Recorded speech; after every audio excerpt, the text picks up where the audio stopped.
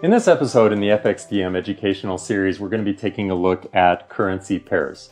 What constitutes a major versus a minor or a cross pair, and what are the relative advantages or potential disadvantages between those different kinds of currency pairs.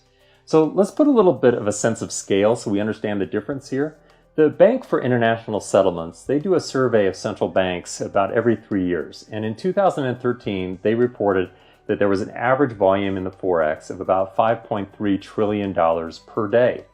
Now, about 88% of that actually was with currency pairs that had the dollar on one side or the other. So it's obviously going to be one of the key currencies that will identify a major pair. Although some of the more minor pairs or exotic pairs will also be crossed with the dollar from time to time.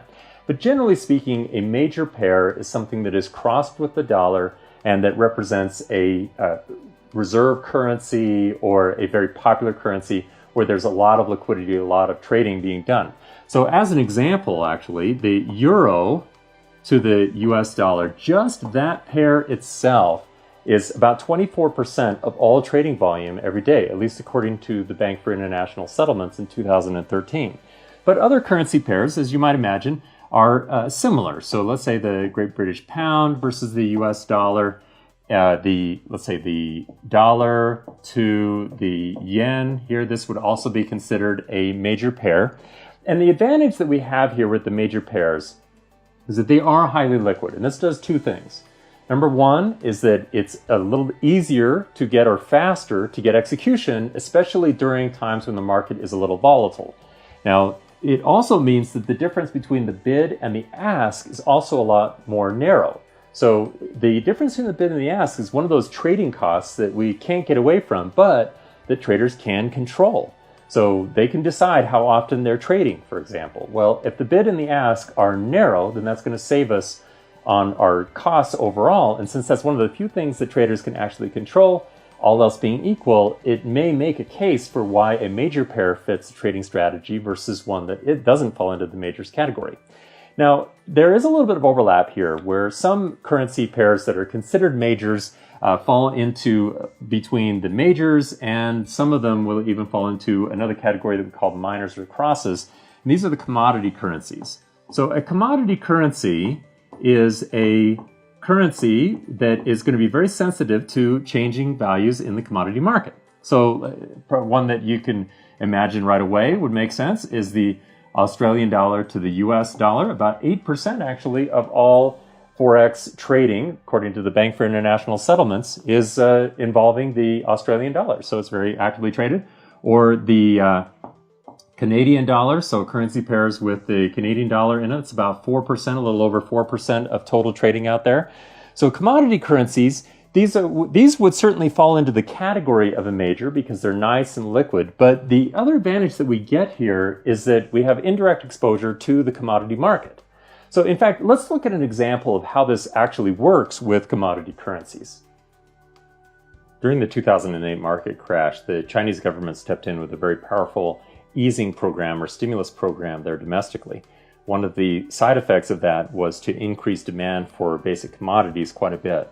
So as you can see here on this chart of the Aussie to the dollar, from 2008 through 2011 approximately, the Australian dollar, which of course should, all else being equal, should actually benefit quite a bit from that increased demand for commodity prices, especially relative to the dollar, where the US was in recession at the time.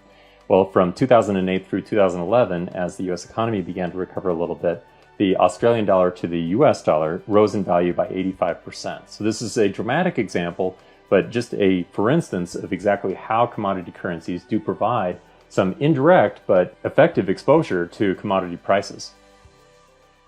Now, speaking of commodity currencies, there's another one that we think about as well, where I'm going to put them all in the category of the crosses. Now, a crossed currency is one in which we may not have the dollar on one side or the other. So let's say, for example, now they may be actively traded, and in some cases, they may include currencies that would both be considered majors when they're crossed with the dollar. So for example, take the pound to the yen. So that would involve two currencies that kind of fall into the major category, but when they're crossed with each other like this versus the dollar, it likely has less liquidity. Now, in this category, we might also throw currencies that are more exotic. And in fact, they're oftentimes referred to as exotics.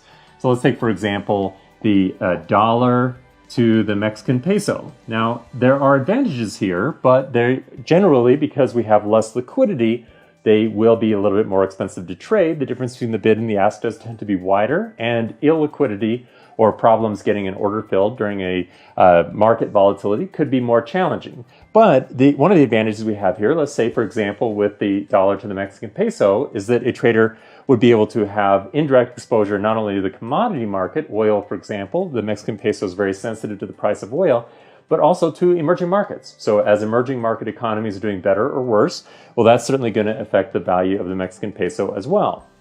So depending on your trading strategy, you have choices between what kind of currency pair am I really looking for? One of the majors, a commodity currency, maybe a commodity currency that falls into the category of a cross or an exotic, or a currency that is not taking advantage of commodity movement, but is just taking advantage of the relative strength between two currencies that does not involve the dollar. So for example, here between the pound and the yen.